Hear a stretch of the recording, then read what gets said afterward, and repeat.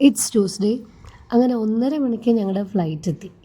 ഇത് ആദ്യത്തെ international flight ആയതുകൊണ്ട് തന്നെ ഭയങ്കര എക്സൈറ്റ്മെൻ്റ് ആയിരുന്നു. മൊത്തത്തിലകത്തൊക്കെ നല്ല ഡിഫറൻസ് കേട്ടോ. അതൊക്കെ ഒന്ന് ഫീൽ ചെയ്ത് വരുമ്പോഴത്തേക്കും തന്നെ ഉറക്കം വന്നു.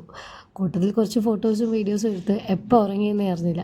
കൃത്യം 8 മണി, അതായത് മലേഷ്യൻ ടൈം 8 മണിക്കാണ് ഞങ്ങൾ അവിടെ എത്തിയത്. പക്ഷേ ഇമിഗ്രേഷൻ പ്രോസസ്സിന് ഏകദേശം 1 മണിക്കൂറോളം ഞങ്ങൾക്ക് അവിടെ വെയിറ്റ് ചെയ്യേണ്ടി വന്നു. അത് കഴിഞ്ഞ് ഞങ്ങളുടെ ലഗേജും എടുത്തിട്ടാണ് പുറത്തേക്ക് വന്നത്. അപ്പോൾ കൃത്യം സമയത്ത് തന്നെ ഡ്രൈവർ പുറത്ത് വെയിറ്റ് ചെയ്യുന്നുണ്ടായിരുന്നു. അങ്ങനെ ഇറങ്ങി നേരെ ആദ്യം പോയത് പുത്രജയ എന്ന് പറഞ്ഞൊരു പ്ലേസിലേക്കായിരുന്നു. അങ്ങനെ പുത്രജയയിൽ പോയി കുറേ ഫോട്ടോസ് എടുത്തു. അവിടെ ഒരു മോസ്കിലാണ് പോയത്.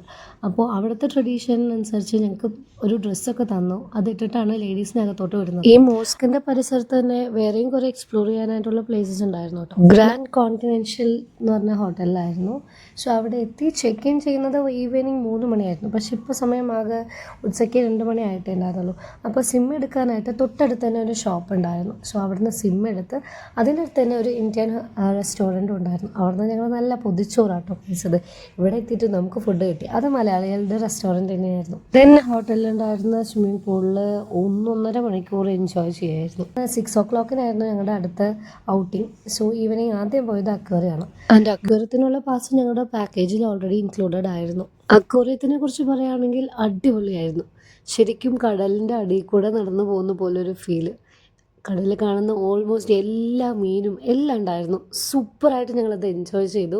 അത് കഴിഞ്ഞ് നേരെ ഞങ്ങൾ ഇവിടുത്തെ ഒരു സ്ട്രീറ്റ് ഫുഡ് ഏരിയയിലേക്കാണ് പോയത്. ബുക്കിറ്റ് ബിൻതാങ് എന്ന് പറയുന്ന ഒരു പ്ലേസ്. ഇൻസ്റ്റാ റീൽസിലൊക്കെ കണ്ടിരുന്ന ഒരുപാട് ഐറ്റംസ് ഇവിടെ ലൈവായിട്ട് കണ്ടു. പക്ഷെ അതൊക്കെ കാണാൻ മാത്രമേ പറ്റുള്ളൂ. ഒന്നും ടേസ്റ്റ് ചെയ്യാൻ പോലും തോന്നിയില്ല. ഫുൾ സ്ട്രീറ്റും ഒന്ന് കറങ്ങി അവസാനം ഞങ്ങൾക്ക് പറ്റിയ ഒരൊറ്റ സ്ഥലത്ത് നിന്നാണ് ഞങ്ങൾ കഴിച്ചത്. ഒരു ചിക്കൻ ബണ്ണും പിന്നെ ഈ ഒരു സ്റ്റഫ്ഡ് പൊറോട്ട, ഇതാണ് കഴിച്ചത്. ഇവിടെ നിന്ന് മേടിച്ച ഓരോ സാധനത്തിൻ്റെയും പ്രൈസ് ഡീറ്റെയിൽസ് ഞാൻ ലോങ് വീഡിയോയിൽ ഉറപ്പായിട്ടും പറയുന്നതായിരിക്കും കേട്ടോ.